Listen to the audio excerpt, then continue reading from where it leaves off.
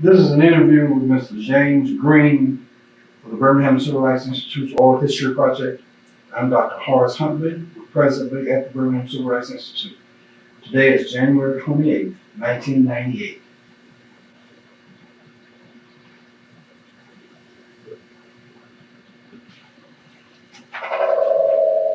Well, first I want to thank you, Mr. Greene, for coming in, sitting with me today to talk about your experiences in this part of the country.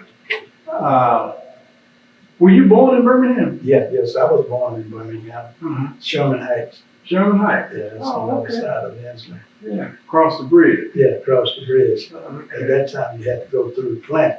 Ah, that's right. Yeah. Were your parents from Birmingham? My father was, my mother was from Troy, Alabama. Troy, Alabama. Oh, okay. That's south of Montgomery. Yeah, that's south of Montgomery. Oh, okay. How many brothers and sisters? I have one sister, no brothers. Oh, okay. But there's two of us. Two of you. Okay. You the oldest or? Well, my sister's the oldest. She's the oldest. Okay. What about your mother and father's education? How much education did they have? Well, my father, he didn't have too much, maybe about the third grade. And my mother, she was approximately about the sixth grade. Yeah. What kind of work did they do? Well, my father, he was a steel worker. He worked at the TCNI. Okay. And my mother, she was a housewife. Okay. Did he work in Inslee? Yes, he worked in Inslee. Okay. Did your mother ever work outside of the home? No, she never did work outside of the home. Now what area were you brought up in? And I was brought up on Sherman Heights most of the time, other than visiting where my mother used to live. And so. Right. Okay. What school did you start first grade? First grade, I started at council in Inslee. Okay. I was there for first and second grade. Then I left and went to Sherman Heights, lived with the TCNI at that time. Oh, okay. And third grade from there on through the ninth grade. Oh, okay. So why did you go first and second grade then? And council, well, No, yeah. well, that was at another school, Yeah. and I was living in Inslee. I see. You were living near council. Yeah. So at that time, No. but I started living with my grandmother, so I could go to school on Sherman Heights. Yeah. You know. Well, TCI schools were actually said they were better schools than the city schools at that time. Yeah, yes, they were. They had practically every little thing that you could, you could have. They was very, very nice. Right. Well, what do you remember about the TCI schools?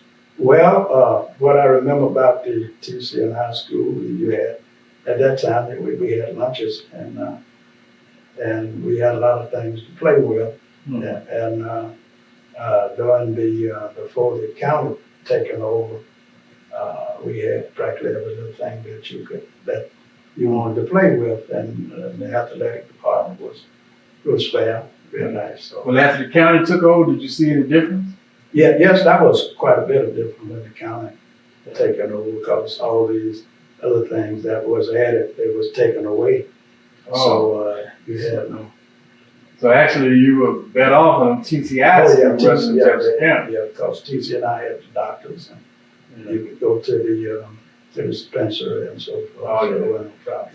So all the company basically took care of everything. Yeah, all the people. If your father worked there, we didn't have no problem. Right.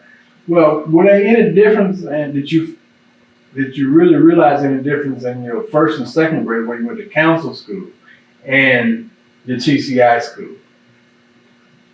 I guess council was a city school. Council was a city school. Well, I don't know at that age. See, Right. they're still rip and run. It's just having a good time. Yeah. Yeah. But when I was there in the TCNI school, that's when the work started. Yeah. So you started to learn. You had to do the palmer writing in the third grade. And that was that special writing that you had to learn how to make all your letters and whatnot. That was special. So, You didn't learn that in no. council. No, it wasn't too strict in council. Yeah. Yeah. Well, what was your community like? What was Sherman Heights like? Sherman Heights was a community where everybody knew one another, and there wasn't too much there. We had a one hydrant in the middle of the road, and everybody had to go to the closest one. And your restroom, we didn't call them restrooms then. And What you call them then? well, don't remember the word outhouses, but that's what, They wasn't that restroom. No. You didn't go in that rest. We just call it the toilet. Right. That's right. Yeah, see, and they would dig a hole and sit it over the hole, and whenever it filled up, you would move it. So Move it to another spot. yeah, so that's what it was. Yeah. But we didn't pay it any attention because we thought that's the way we were supposed to live. So, That's all we knew. yeah. What about teachers? Were there any teachers that you remember that had an impact upon you? Oh, it was man, we had the best teachers. I remember mostly all my teachers. One that I remember, Miss Carter, she was at council, then she moved up to the TCNI school, and she was there. And the principal, I believe the principal at that time, she was principal a long time, Ms. Arrington. And we had a teacher, Ms. Ball, Ms. Hall, and Mr. Lawson, Professor Lawson. He was there for quite some time through the football area. And You had football in the elementary school? well, see, when the county first taken over, it went all the way through the 12th grade. Oh, okay. And the TC and I had it went all the way through the 12th grade.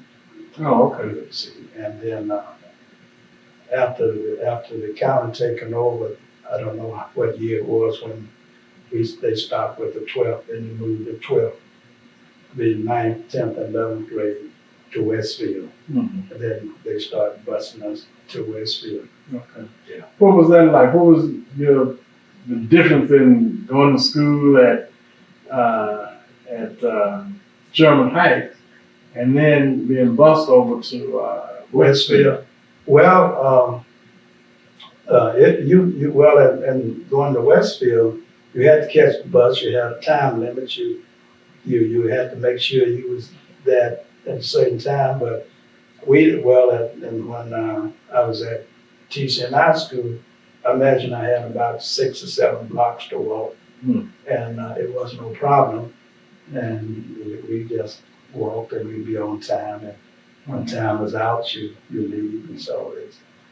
And did you ever miss the bus as a result of being late, like getting to that spot? well, actually, the way that where I lived, I could catch it if he stopped for me. You see, because I had to walk about 4 or 5 blocks to catch it, and going in the other direction. But he's coming down the hill, and sometimes he would stop, but most time he stopped. I don't believe he ever, because I try my best to be there. Most of us, we was somewhat lower to catching the bus. Right. Yeah. What was Westfield like? Oh, Westfield, it was nice. At Westfield, when I went out there in the 9th grade, I was somewhat advanced in the learning at that time, and it wasn't too hard for us to adjust because we had good training at the Inslee School. Right. And Westfield, it was a dream, and to join the organization, the biology and chemistry and the science club and all those organizations that was there.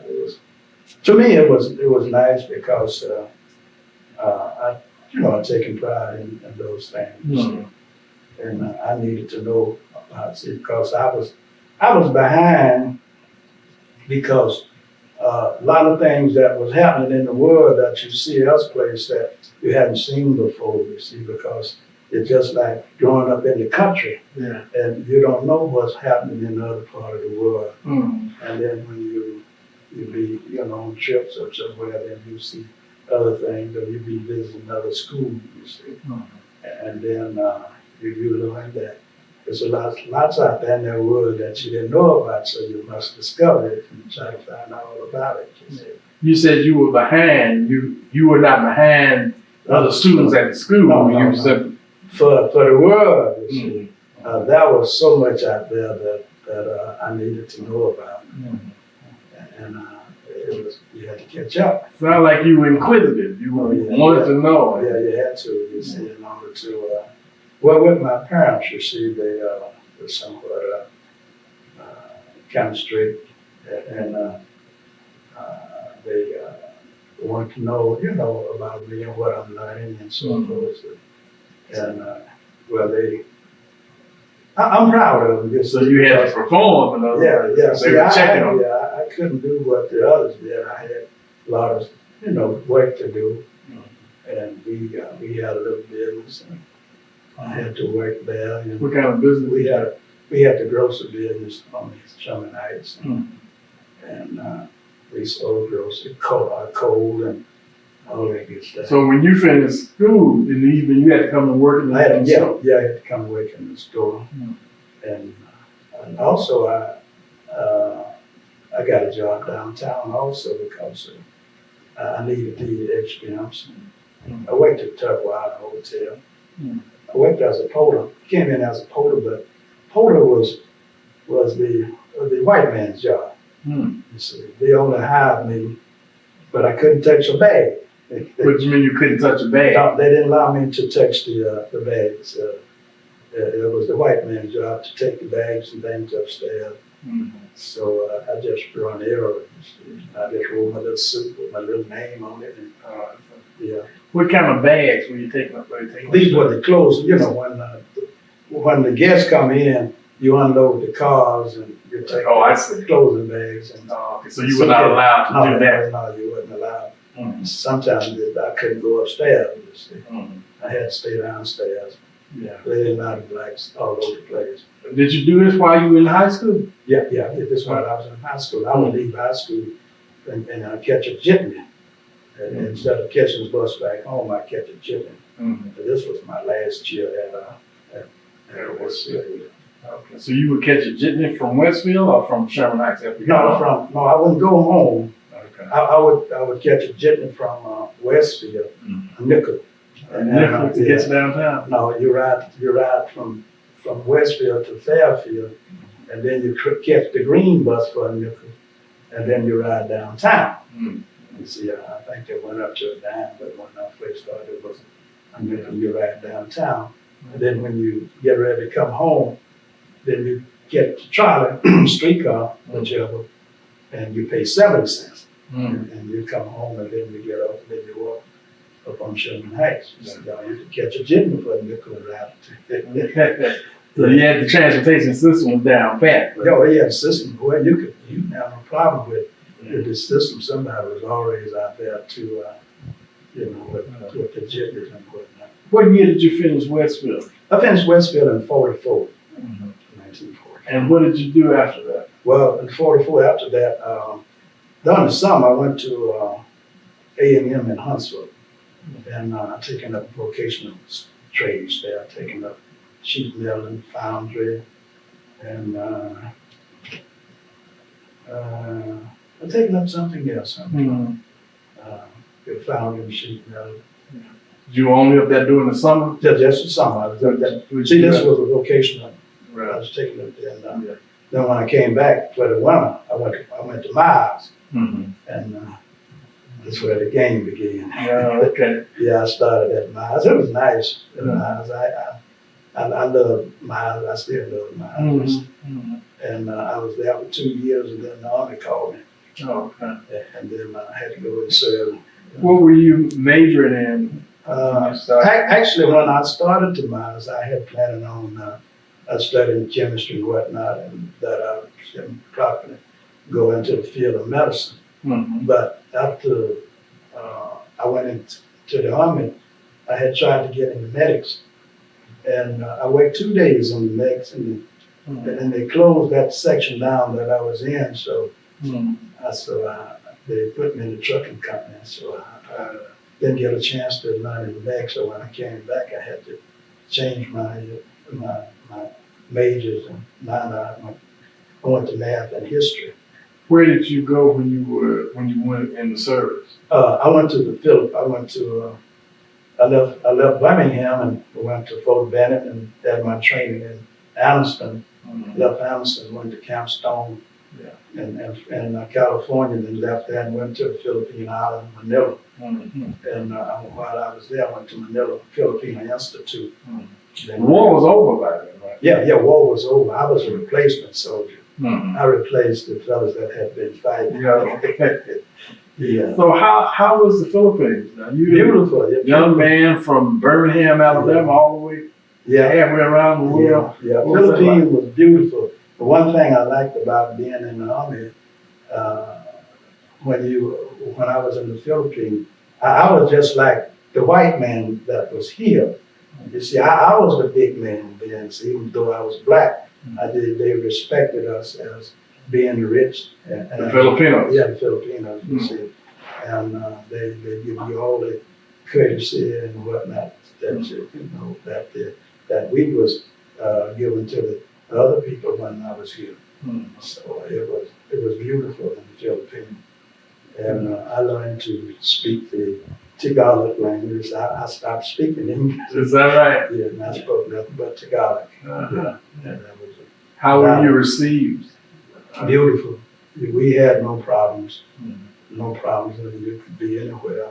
You wouldn't worry about nobody bothering you as an American soldier. Yeah.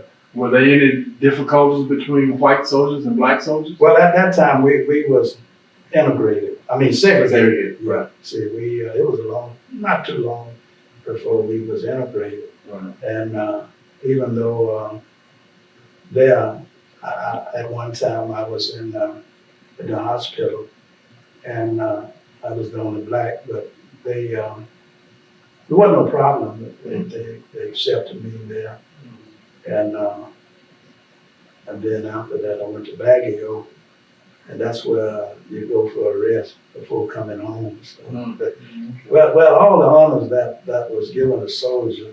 Mhm. Well, I learned about it early, so while I was there. Right. Did you ever consider staying in, making that a career? No, I didn't You consider. didn't like it staying that there. way? No, I didn't, because I knew that my company was going to be shipped out to another part, of Japan. So I said, no, I'm taking it and going back home. So they say, you can go back home if you want to. Mhm. Since I was a draftee, Right. they put out all draftees in 47. Okay. Yeah, all the draftees had to leave. Okay. So you got out in 47, Yeah, I got came back to Birmingham? Yes. Yeah. Did you go back to Miles? Yeah, I went back to see, I had to come back on account of my people at the store, they wanted to take a vacation, so I had to come back and take over my old chores, and then I went back to my house.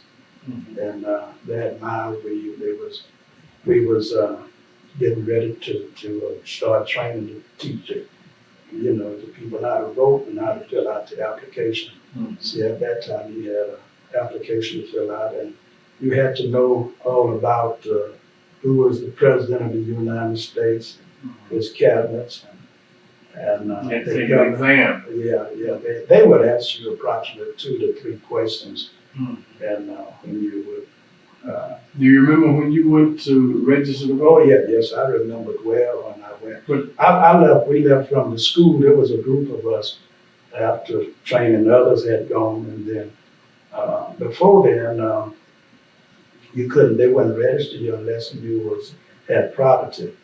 Mhm. You see, although at that time I had some property, so I didn't have any problem other than they only asked me 1 or 2 questions, and one I believe was who could vote, and then who could vote and who could not vote, Mhm. and so I've answered those, and by they had a large group of people from Niles College, then it wasn't quite as bad as it, because most of us passed. Passed the first time. Yeah. Mm-hmm.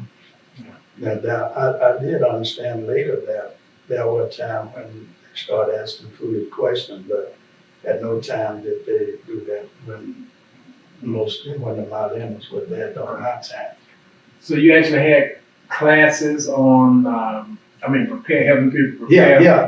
Now after that, I had gone and knew how it was, and we would meet at different churches and start people, we would bring all the material at the church, and then there we would explain how to fill out the application. We had sample application. We had every question that it was, you see, and at that time, and so it was.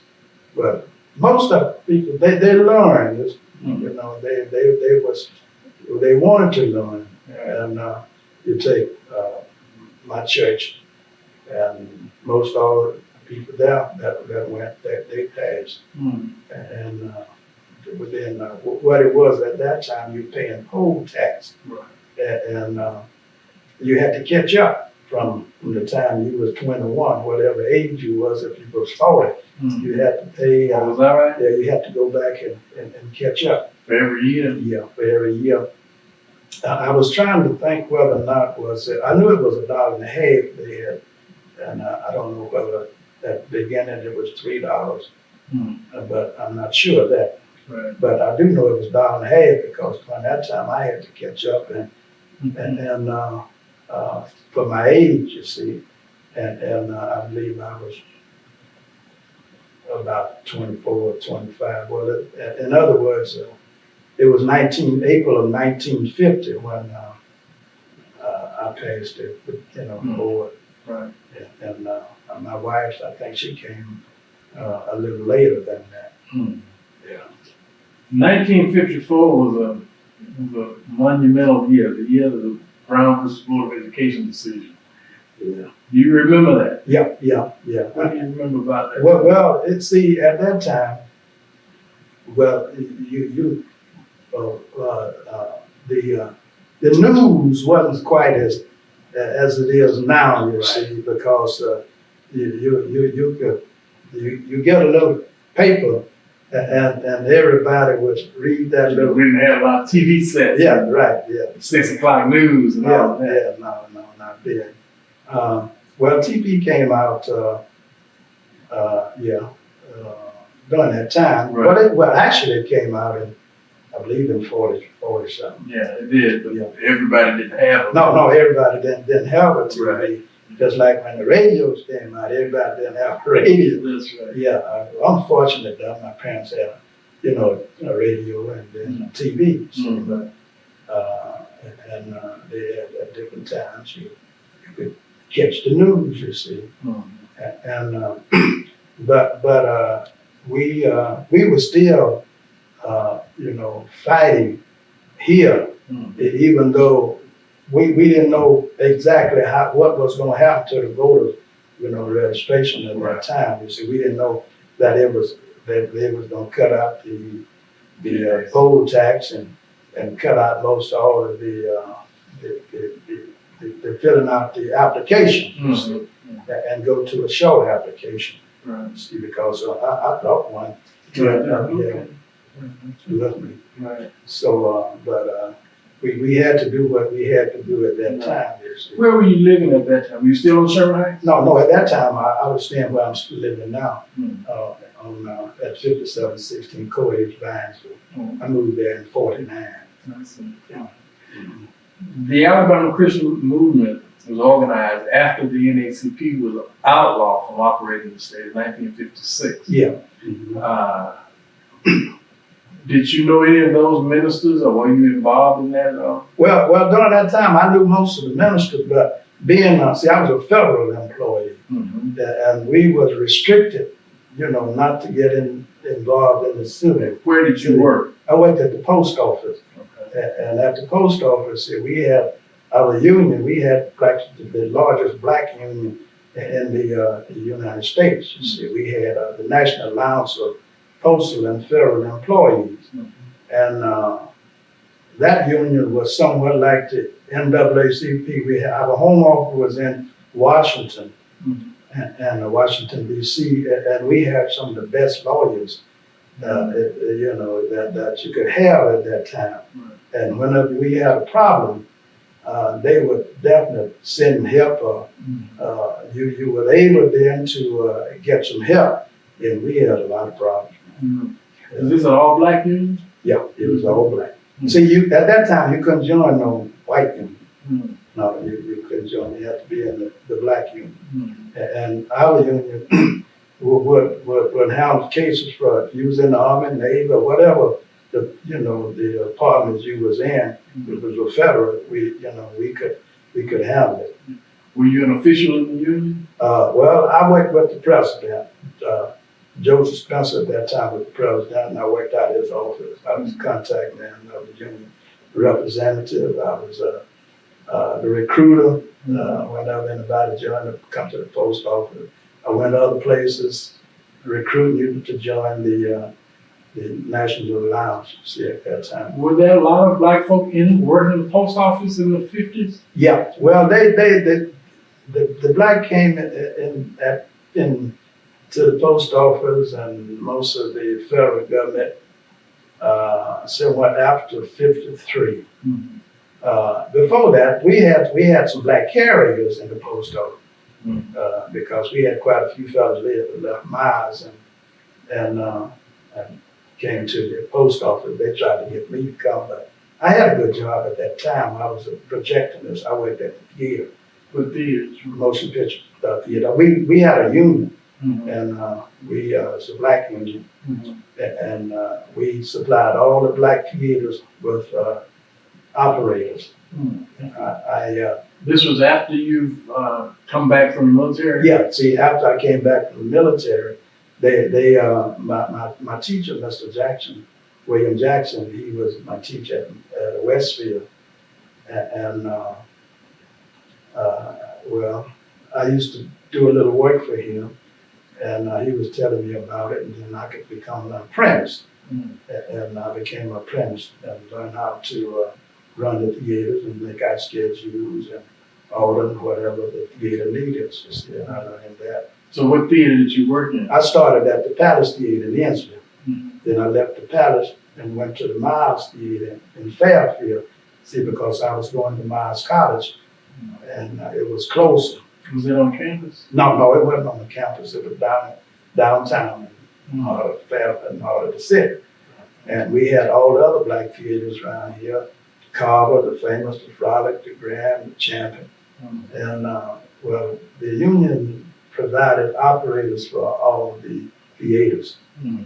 So at that time, I figured I'd always have to be at the theaters because they was there.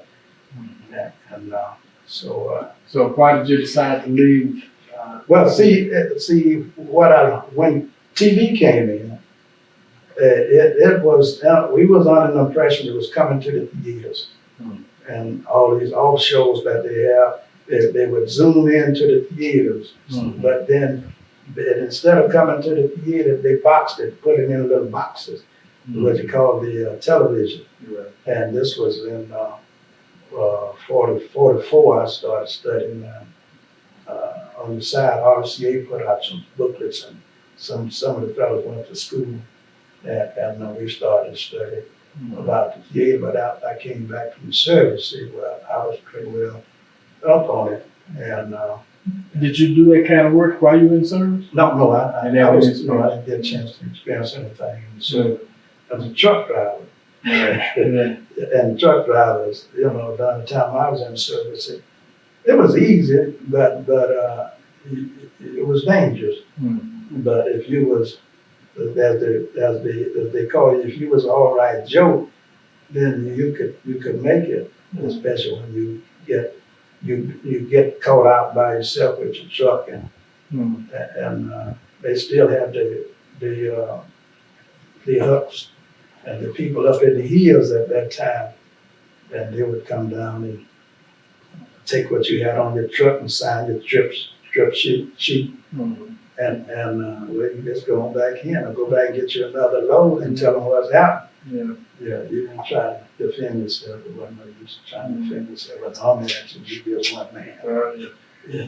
Why did you decide to leave the projections field and go into the postal service? Well, after all the theater was closing, and I had left the Palace, the Mines Theater, came to the Champion, then I went to the Joy Theater in 6th Avenue, and it was before it closed. I left there. 6th Avenue South? Yeah. Where was it located? I was on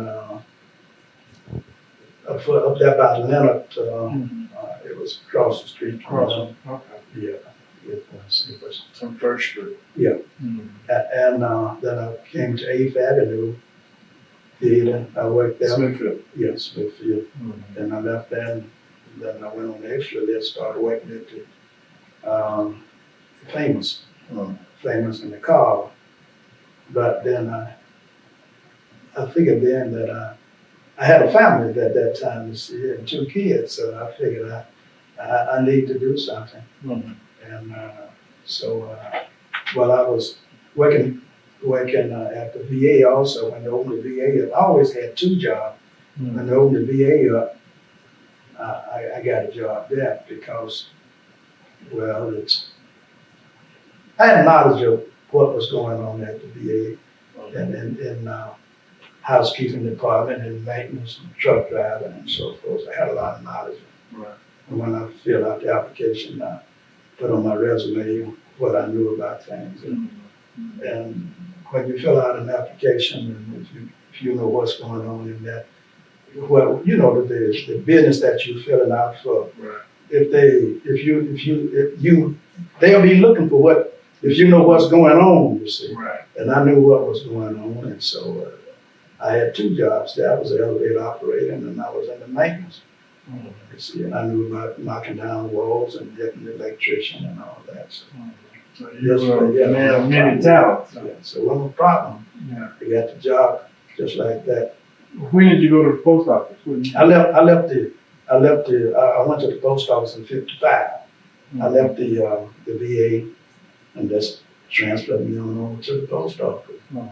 See, because at that time they said, get in the post office. Well, and as much as I didn't want to teach, but if I had wanted to teach, I was going to have to go back to my house and take up teachers training. Right. And I didn't take teachers training because I hadn't planned on teaching. So I got a job at the post office. I take a lower job, but I figured I could move up.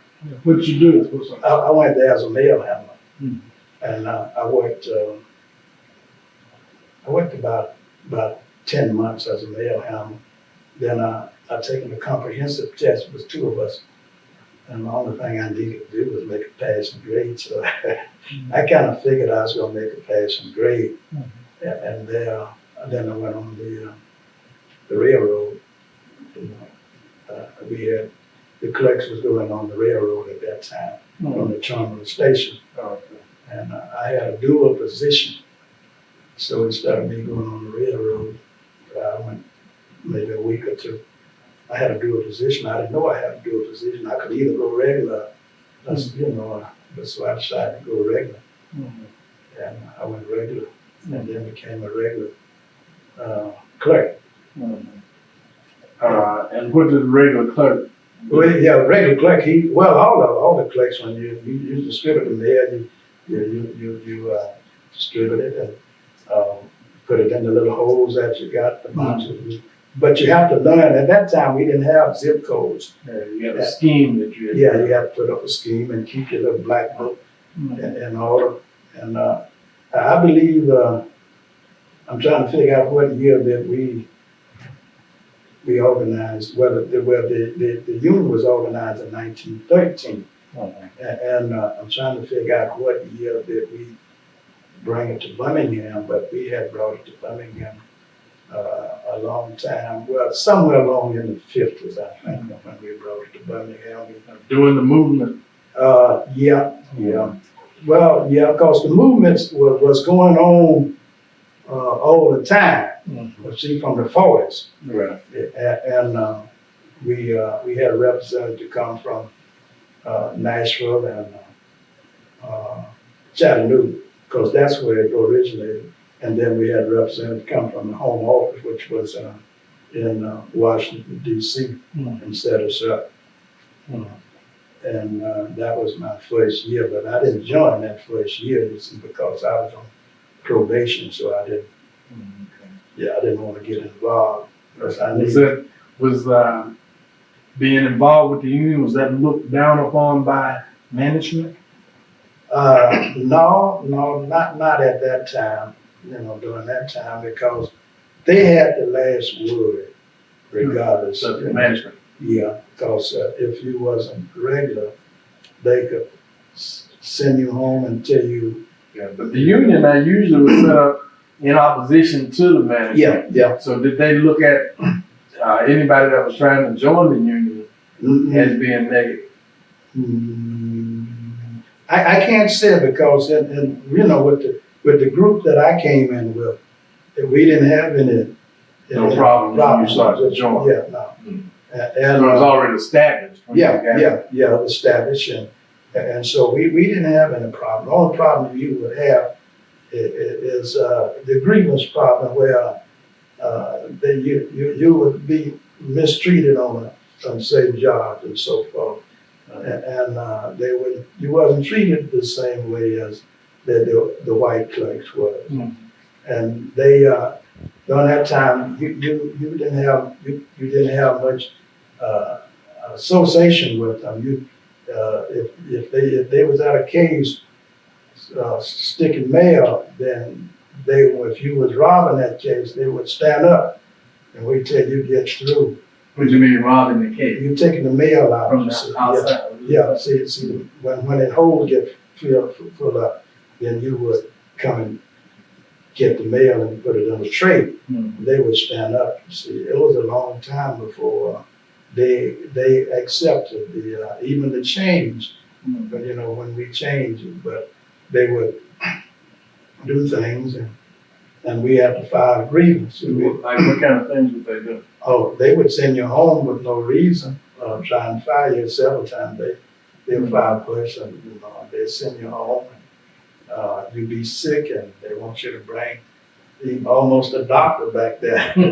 So you would have to file a grievance with we filed a grievance in the union, and then depending on if we couldn't solve it here, we would have to we would send it all the way, and then we would get 3 representatives to come to Birmingham, and then coming to Birmingham, then we would have a real trial, not a real trial, but we would go through the post office department. Well, what would it have been like to work there without having the union? It would have been chaos. The union definitely helps. Oh man, you see, the union definitely helps. You see, the union saved a lot of little things. Rather than one white or any white telling you making an accusation against you and saying you're not doing this or you did that or whatever it was. You see, but see with the union, that made that's a big difference. Good gracious. The way even with the union representative walking through, like sometime I'll be walking through, it made a big difference. And so you actually became a union representative. Yeah, I was a union representative. Now with the union, when they, I don't know what year it was, we didn't have anybody in small business administration. We didn't have nobody in the defense. And we didn't have nobody in the air traffic control now, and whatever department, federal government that we didn't have any blacks in around here, they had to put some in right away. That is, they would send a representative, 2, 3 representatives, one from Washington, maybe one from Atlanta, some large office. And then they would come to our union.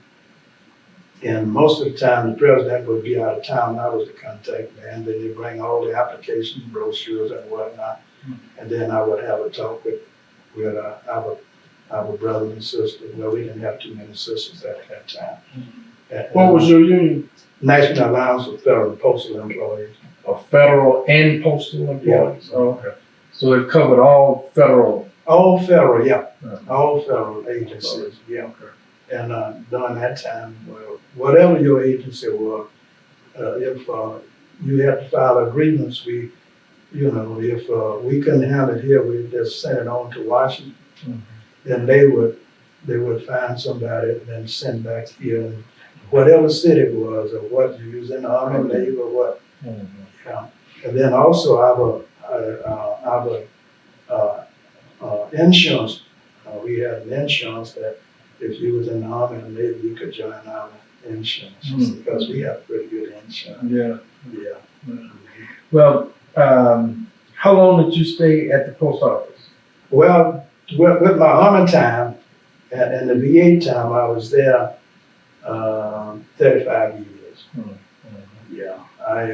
Were there any memorable occasions where you were, as a union representative, that you had to actually defend somebody with the company? And Oh yeah, well that was always, see, when we brought the ladies in, the black ladies, that was always mistreatment of the ladies. They'd stand them up all day, and then if they asked to sit down, then they would send them home. You see, and then but they wouldn't send the whites home. You see, so then whenever this happened, then it was time. They would come to me, and then I would go over and we'd talk to the supervisor. But as time went on, I was able to. They would do that, but I was able to, to kind of question things, squash it out, so then they wouldn't go home. You see, so that was a lot of times I would do that. But after I got further, well, in my later years, and I had moved practically over in the management department when I was when I was the finance clerk, payroll clerk, whatnot. Then I got a different training, you see. So I found out then that they said, if he doesn't have it, don't give it to him. And if he got it, take it. Yeah. And if you had to, well, the way that they was treating us, it's not the matter that they knew they was wrong, but they just wanted to give you some problems. And so this is what I was told, my supervisor said, well, we just got to give him some problems. I said, well, I'm gonna let him stay for 2-3 days. I said, well, we're gonna have to pay him. He said, well, I don't care, we got plenty of money. But see, sometimes the blacks, get the big head, get mad and flower off to him and say things or do things he shouldn't see. So, but if I can get to him, I try to save him. I save him out from going on off to him like that. You see, during that time. I know that as a federal employee, you had some difficulties when it comes time to really actively getting involved in the movement. Yeah. Did you ever participate in any of the demonstrations? Well, no, I couldn't march anything. I just stand on the side and look, and watch them, and working through my church and so forth, and quite a few times there. Did you ever witness the demonstration? Yeah, when it's demonstrating all the time, because I'm always downtown, not too far from here. Right. Right around the corner there, when you be down there all day. We'll leave home in the morning, and if I was working afternoon, and then there was a lot of times that I would do things also in order to, it's like when you got a lot of whites used to be standing on the outside, but then I walk in the middle of them. See, then they would move. Also, I was one of the first that integrated Lowe's restaurant at the first. Well, after they had declared that, that this integrate the restaurants and the Newberries and those. Right. Yeah. Then The lunch counter. lunch counter. Mm. Then Lowe's was not too far from the post office. You see. And then I knew then. I said, well, whenever it comes out, I'm going. Then the fellow was sitting there and said, we're gonna have to come get you. But I said, I'm going. So I had one young lady to go with me the first day. Ms. Barbara Johnson. So she said, I'll go with you. And at that time, and then we went on down. Mm. And the first day they didn't service, you see. Mm. Then we went back. They just ignored you? Yeah, see, but then we went back the next day, and the manager was there, and he waited on us. Mm. Then we sat in the first section of the place, and everybody, all the white got up and went to the back section. Mm. So we did that for about 3 or 4 days, and then that Friday, we decided we'd get some more. See, because we were sitting up in the front where it was only 2 seats, and they had about 3 or 4 tables with just 2 seats, and so we didn't want to go back in the back where it was since it was just 2 seats. Mm. So the next day, the last day, the Friday, I believe, we got a couple more so we could go in the back. Mm. So when we went in the back, and all everybody moved up front, some of us got up and left the food and everything. See? Mm. So we stayed in the back for quite some time, and it started to. Some of them started. And this was just an individual effort. This was Yeah, not this organized. No, this wasn't nothing organized. movement at all. No. You're just going for lunch. Yeah, we was going for lunch. Mm. Well, we had to do something. I mean, Mm. we couldn't march with them, you see, Right. but we can be in the meetings and all that, but not march. You see. Did you attend the meeting? Yeah, attend the meetings. And also, when after they bombed the church, then all the church doors opened in Fairfield and all around, you see, and then the king and his group would come and be at our church maybe an hour, then he'd go to another church, another part of the section of that, and another. And I think he came to our church twice. What church were you in? Mount Olive Baptist Church in Fairfield. Hmm. Yeah. Was your church active? Or your minister active? Yeah, our minister, he was very active. Oh, yeah. Who's your minister? Sarah, J. Sarah, yeah, he was very active. Yeah, he was very active because he's still active. I mean, doing things. Yeah.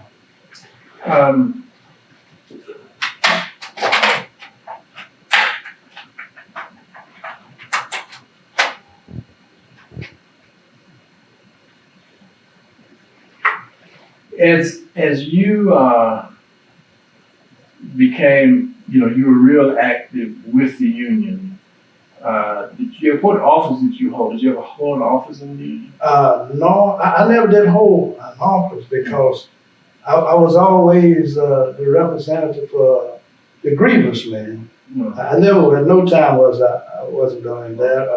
The contact man, you see. Mm-hmm. So at that time I was always that. But then after I had moved up in the post office, when I went into finance upstairs, and this was a section by itself, and then I had to give up.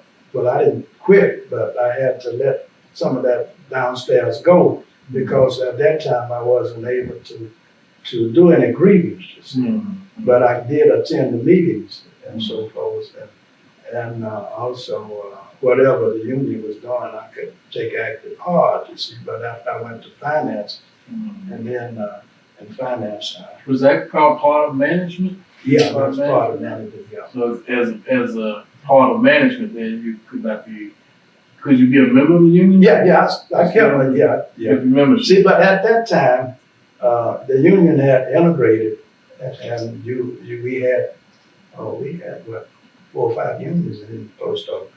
So you had the mail handler union, and you had the carrier union, and then you had the 2 clerks union, and then you had the supervisor union, So Everybody had a union. yeah, everybody had a union, see. So, if whatever, where you're working, you join that union or you stay where you were, you see. But, when I was working upstairs, I worked a long time up there. And it was beautiful there, you see. Yeah. Yeah, finally. How would you equate what the union was doing in the post office with black workers and what the movement was doing outside the post office? It was almost similar, As the movement outside moved up, then the post office would move up, you see. And we fought all kinds of cases that that people, whenever they was wrongly, then we had all kinds of cases all over the country, and during that time, but mostly here in Birmingham. Yeah. So as the movement was successful, the employees within the various businesses became successful. Yeah. Now what happened in the post office? Now the office, home office, in Washington, they after we had applied for some help here, there's called a boom pop team. It was a team of people from Washington. What kind of team? Well, I don't know the exact name, but we call it the boom pop team. Boom pop. Yeah. And I'll have to look that up and find out. I called Joe Spencer to get the other name for them. But they came here and they wouldn't listen to nothing that the postmaster on down would say. Nothing he could say. They gave the ultimatum of what it was all about, and then they left. Now I was at the terminal, and we definitely would segregated that we, and the first black that moved in the locker room with the white was Emmett Reed. This is the terminal station. Yeah. Yeah. See, we had this was the railroad post office department. See, we had the city, and then the railroad. See, the railroad had all mail going anywhere in the world, and the city just had just mail going through the city. So wherever Emmett was, where his locker was, they wrote on his locker, "This is a coon's locker." Wherever when he washed his hand in the face, bro, then they said a coon on the mirror up there. We had a coon washed here, and whatever stool or restroom part he used, then said a coon was in here. You see, and so that stayed up about 2-3 days. So at that time we Spencer found out about it, and he in turn called it the boom pop. And then they came back through there, and a representative came and carried them through, and they looked at all of this, and they went out there and told the foreman, "I want y'all to wash this off, and not wait till they get the auditor fellow." But then they cleaned it off, and they said, "If it ever happen again, said we're gonna do some changes." It never happened anymore. Never happened. Now this was the boom pop were union representatives from Washington. No, this was the representative from Washington that to help. I guess it's from Kennedy. Okay, so these were government. Yeah, these was government people, not union people. No, these wasn't union people. See, these was government people coming through to make sure that everything, make all the changes. Right. And the phase boat, the water, we had water fountains there, taking them down, and just had one. So they don't colored water anymore. Yeah. See, one water fountain. Yeah, one water fountain. See, if you had two, then we would still be drinking out of the one, so they're taking those down. And but then it was quite some time before the white would accept you now. See, because even at that, the city and the terminal station, they merged together. Mm. All right, now, when they merged together, that means it became one.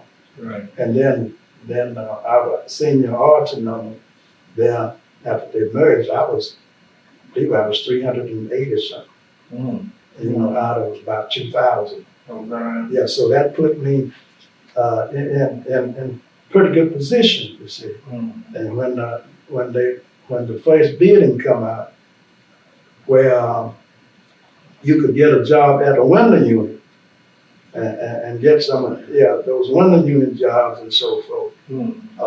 I bid for I had a good seniority list. Mm. I bid for Hensley. Mm. Hensley window unit. And Hooper, A.J. Hooper, he bid it for the city. But Hooper was maybe 2 or 3 over me. He was, because he came in a little before I did. Right. And we all, most of us that came in at around that same time, we kind of stayed together. Mm. And, whatever was done, we tried to push one another into those jobs, you see. Right. And Hooper got a job in the city, Mm. and they closed that window. Mm. Mm. And rather than to let him work there, they closed it. Where about? Downtown, when it was on Fifth Avenue, Mm. they closed that window. Mm. I don't know how many windows was down there. Right. They closed the one that They closed that he was gonna work at. Mm. Yeah, they closed it. And me, for my one out there in the incident, all right, instead of giving it to me, then they give it to a fellow named Kaiser. He was a few digits over me also. He was a white fellow. He didn't want it, Mm. but they give it to him, and then time for him to go to work. He didn't take it. But you see, after that, I taken my second job, Mm. a bid. I had 2 bids. I put in for number 1. I lost it, so they give me the number 2 bid, which was Florida. That means I was the first black man that had the case of working in Florida. Mm. Down in the city, they had all used to work. Oh, I see. White used to work all those cases. You see. Mm. So I was the first, and then, but then I had to go down there to the city, transfer to the city. But when I transferred, they greeted me. The foreman, he greeted me, and he was glad to have me, because when I put it up, you have to put it up. That is, you have to take an exam on it, Right. and you have to you take the whole city of Florida, and you pick out 100 cards, and you got to do that 100 cards within 5 minutes. Mm. And I was 100 man, and What do you mean, do the cards? it wasn't say they'll pick out 100 cards, Mm-hmm. and you got your case before you where these cities Oh, yeah. where they go, Mm-hmm. and whether if it goes to this city, it's like Birmingham. Well, in Birmingham you can put Hensley, Fairfield, let's leave Fairfield out. Birmingham, you put Fairfield in there. All those cities that Birmingham can have the satellites office Mm. in that particular section. Right. And like Montgomery, whatever's close around Montgomery, you put those in there. You see. Mm. And so with Florida, I made 100, so they had seen my record. Yeah. Right. And so I was The record spoke for itself. Yeah, see, when records, when they go before you, that's why I tell people, you got a good record, Mm. it helps, especially if they look at it, Mm. you see, and they knew that they was getting a 100% Florida man, so, and I came down, and it was nice. Mm. Yeah, I worked Florida mail, and didn't have no problem with it, Mm. so, yeah. Are there any events that you'd just like to share with us that happened as you worked in the post office, other than what you've already talked about? Well, in the post office, that you see now, it's a lot of stress, Mm. and the stress is I don't know why, but it comes from, it comes from the high up. Not here on this level, but from the office, in, Memphis or wherever, in Washington. Well, what they do is that they look at records and they figure that we ought to do better. And then you already stretched out, then they send it down, Mhm. and then they'll, But the pressure's coming from Yeah, the top to yeah, get work, yeah, down, more work done. yeah, right. Mhm. And see with this, I'm not saying they're doing it for this, but then if we come out in the black, then they take the bonus from the top. You don't get it down here, but they take the bonus, you see. Mhm. I remember once when I was in the office, I had to go to the postmaster's office and get the mail off his telephone, Mhm. off the computer. And we had in there that we're using too much sick leave. And by me handling the sick leave and by me handling the time and all that, you see, I didn't see it. Mhm. They did not do using the sick leave, but it came down, you see. And I knew he was gonna give out and it's just like if you were sick, then before that, you take sick today, but you got to change it tomorrow for annual, see, and that wasn't right. Mhm. You see, and then if you got people out carrying mail, and then you got people out there watching you and so forth. Right. Yeah, and if you stop to talk, you write it up saying you stop to talk. Well, naturally, sometimes people be asking you things that you have to Mhm. stop and talk about. See? Right. But they write it up so close, and then just, you still finish at your time, but they figure that if you hadn't stopped to talk, you might have could have come in and did some work in the office. So it's, Mhm. yeah. What did your parents think about the job that you finally got? Oh, they thought it was all right. They thought it was all right. They didn't have no problem with it, Mhm. because at one time when I was in Manila, when I went to school, I was studying art sketching and so forth, photography. And Mhm. then when I came back, In Manila, you were I studying. studied Mhm. art and photography. Mhm. And when I came back, I was doing that work, drawing and painting and all that. Old man told me, boy, you put that down. Says blacks can't handle nothing like that now. Mhm. So I had to stop it and said, you got to get it on your books and get you a job, get you a real job. So I let it go. Right. Yeah. So, Mr. Greene, I want to thank you for taking time out of your schedule. You've been very helpful and help us understand, this whole picture, the big picture is what we're trying to put that big picture of Birmingham together. Yeah. Now I didn't talk about the city Mhm. of Birmingham. Okay. See now, the city of Birmingham, I was here. I was downtown here from the age say 10 Mhm. on up, off and on. Right. And I worked downtown most of the time, even though I worked at the house store too. Mhm. But here, I done a little before the integration came up, before they started to ski water on you and so forth. The 4th Avenue was beautiful. I worked at the Champion Theater, famous in the Frolic. I was here every day. I leave school and come, and the people. Oh, it was. I don't know. They was here, Mhm. going to the movies, going to the theater.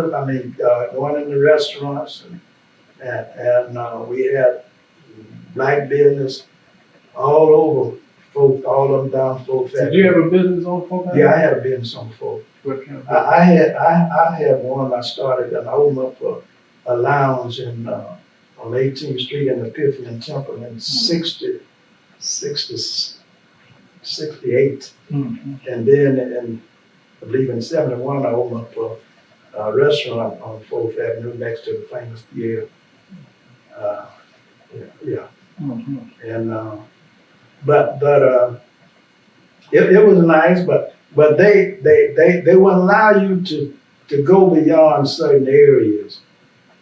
You couldn't get the real estate company wouldn't rent to you, and even at that, you couldn't get a license. See, because I tried to get all kinds of licenses, see, but they wouldn't let me have a license. And then I couldn't go across. I couldn't cross.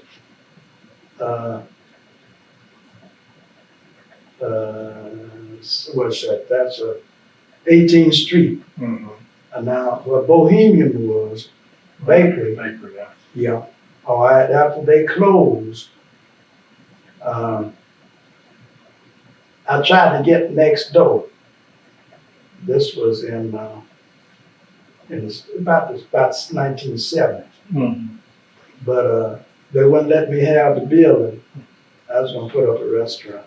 Mm-hmm. I had not put my restaurant up on 4th Avenue, but I had two places, and I was checking that out. Low man Gaston, I was talking to him all the time, and he was telling me he had a place in case I didn't want, that place that I got. Right. He had a place, used to be an answering service, but I didn't take him up on that. And he used to tell me about, what to do and how to do it and so forth. Yeah, we had a good relationship during that time.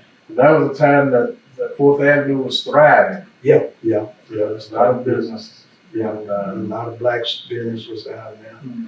A lot of my good friends and whatnot. It's beautiful. Yeah. Yeah. Well, I want to thank you for your time. Yeah. So, You've been very helpful.